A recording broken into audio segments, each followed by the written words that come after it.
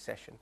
Okay, good time then to welcome on board our guests this evening, and joining in live in our studios is Mehrab Irani of Tata Investment Corporation. Mehrab, good evening. Thanks so much for taking time out for us and stopping by. Let me begin by asking you about, the fresh news of the evening. The government seems to be pushing ahead reforms through the ordinance route. You had coal, land, and this evening you've also heard about mines and minerals and telecom. As a market participant, I'm sure this is great news and very encouraging, isn't it? Yes, good evening.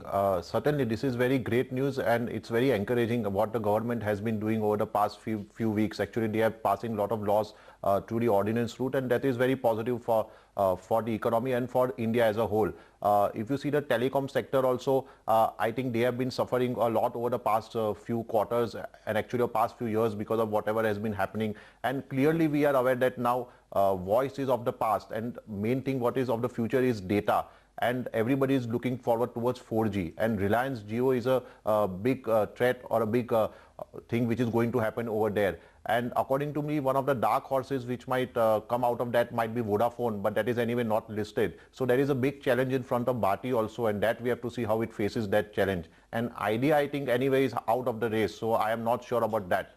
So yes, there is a opportunity in that sector, and we have to closely see the developments, how it phases out.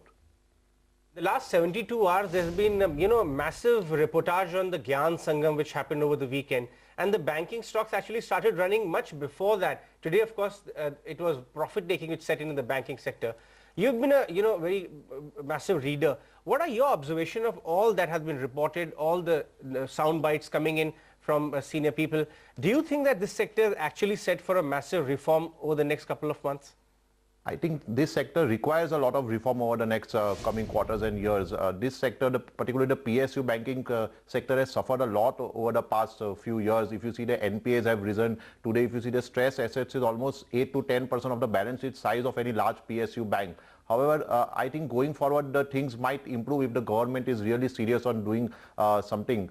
Also, if you see, once the economy improves, the NPA cycle turns, that would be another big positive. And out of that, whatever assets which are in restructured, even if around 20 to 30% of that becomes bad, I think most of them will be able to absorb with the current capital what they have.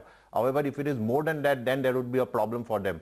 Also, if you see, the interest rates have decisively moved down. If you see, the GSEC yields have almost come down by 70-80 basis point over the past few months. That will entail a lot amount of treasury gains for a lot of these large PSU banks. Also, if you see over the last few years, the major growth in the banking sector came from the retail sector, and that's why a lot of the private sector banks actually benefited. However, going forward, I see a lot of saturating and a lot of the pricing power going in the retail finance sector. And I think somewhere down the line, the corporate financing is going to come back. And that is where a lot of the large PSU banks can play a very significant role. So if they are properly capitalized and the NPA situation improves, I think at current valuation, a lot of large PSU banks are certainly looking very interesting.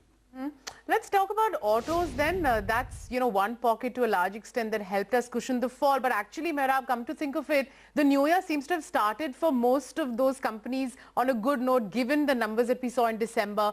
There's Ashok Leyland, Maruti, which of course has seen fairly good moves on the index. But wondering what you would pick from that lot and why?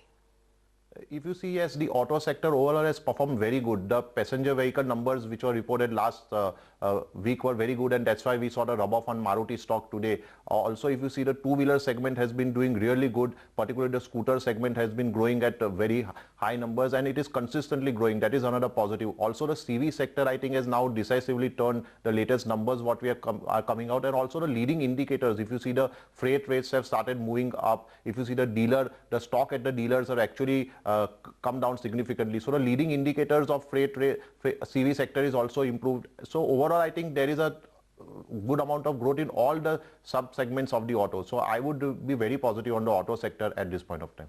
Mehrab, a little broader question. For 2015, the way global macros are shaping up, just today the dollar index had hit a 9-year high. What is your prognosis of the market returns for investors? Should they moderate it lower because we've already seen 31% last year? Or will it be almost similar kind of returns but would be extremely volatile? I think the returns would be quite good, but yes, I think it will be extremely volatile.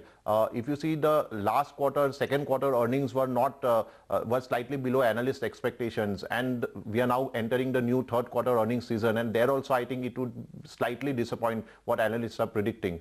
However, if you see going forward, I think for FY 2016, that projections may come, and I think we may grow at more than 20% between FY 15 to 16. So that would be another positive thing for the market. And also, if you see, the liquidity has been very good. Last calendar year, we have received almost $15 billion plus from FIIs, while even mutual funds have recently become buyers, and I think they have pumped in close to $4 billion over the last year. So I think liquidity is very good. Global scenario is good. Investors should expect, from the current valuations, we are trading at around 16 times forward 2016 earnings. So I think investors should expect decent closer to 18 to 20% return over the coming year also. But yes, I think the volatility will increase over this year. All right, Mehrab. Thanks so much for taking time out and coming by to our studios. Have a great evening. Thank you. All right. On that note, let's take the first break on the show. But coming